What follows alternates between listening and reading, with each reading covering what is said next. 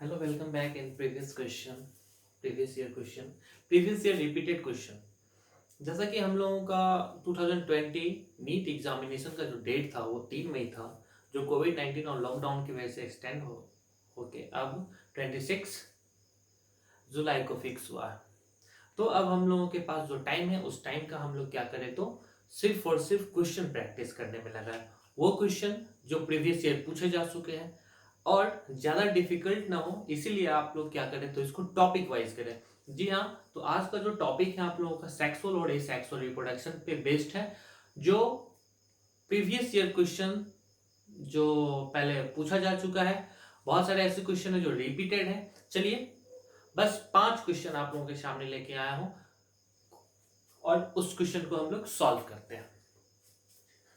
जैसा कि पहला क्वेश्चन आप देख रहे हैं कि पहला क्वेश्चन में पूछ रहा है कि कौन सा करेक्ट है मैच।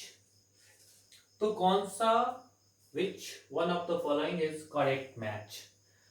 जैसा कि आप देख रहे हैं ऑनियन बल्ब, जिंजर शक्कर, एस्ट्रियोस्पोर, क्लाइडोमोनास और कनेडिया। जिस बच्चे का कंसेप्ट क्लियर होगा वो सीधा आएंगे और क्लिक कर देंगे ऑनियन बल्ब पे। जी हाँ, ये बिल्कुल ही सही मैच है। तो अगर ये सही मैच है तो ये फिर 3 गलत क्यों है?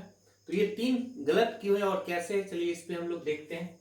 जिंजर, तो जिंजर की जगह पे क्या हो जाएगा? राइजोम। क्या हो जाएगा? राइजोम। ठीक, तो उस हिसाब से ये गलत। ईस्ट, ईस्ट में क्या हो जाएगा? बताइए बताइए, ईस्ट में क्या हो जाएगा? बडिंग। क्या हो जाएगा? क्या हो जाएगा? बडिंग। एंड क्लाइडोमोनास में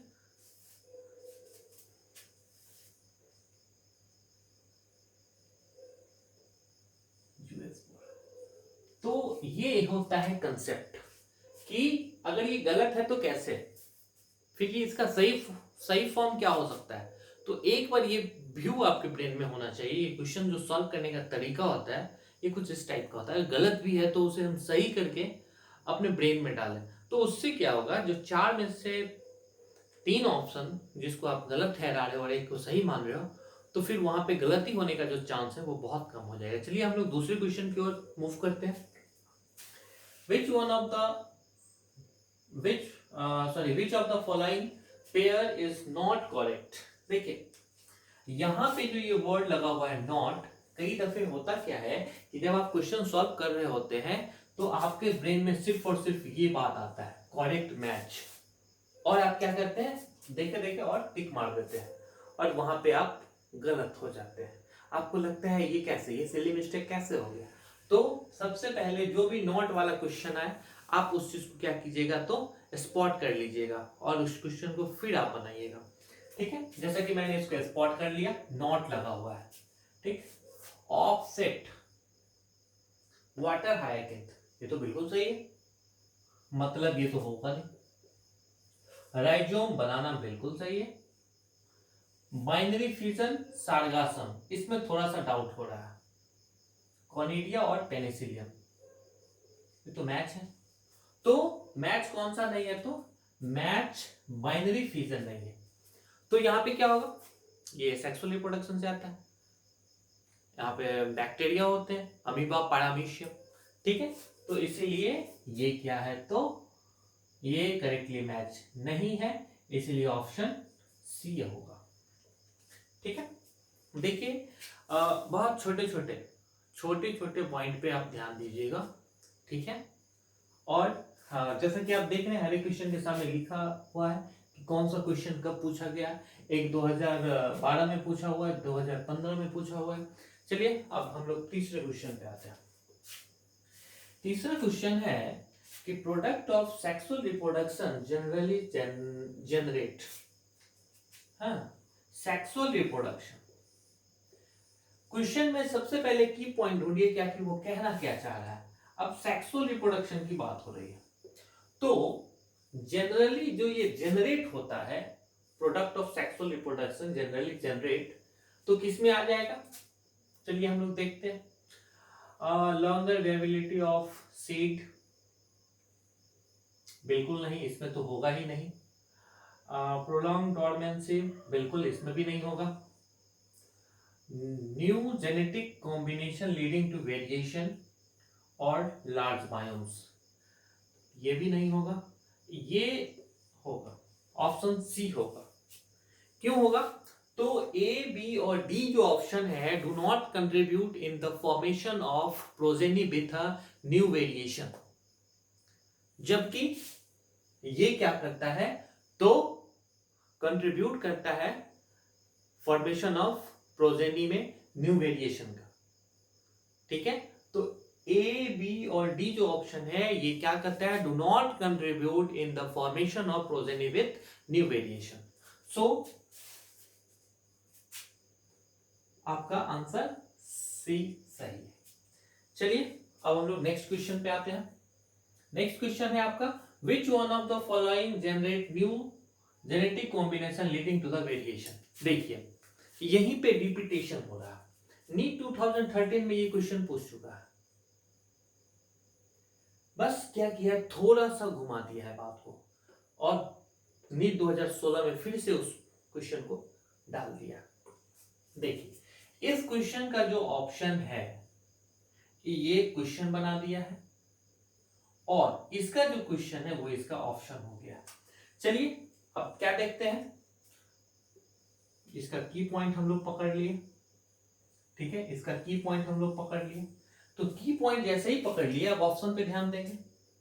ठीक है, वेजिटेटिव प्रॉपर्टी, वेजिटेटिव रिप्रोडक्शन बिल्कुल नहीं होगा, पार्थिनोजेनेसिस बिल्कुल नहीं होगा, सेक्सुअल रिप्रोडक्शन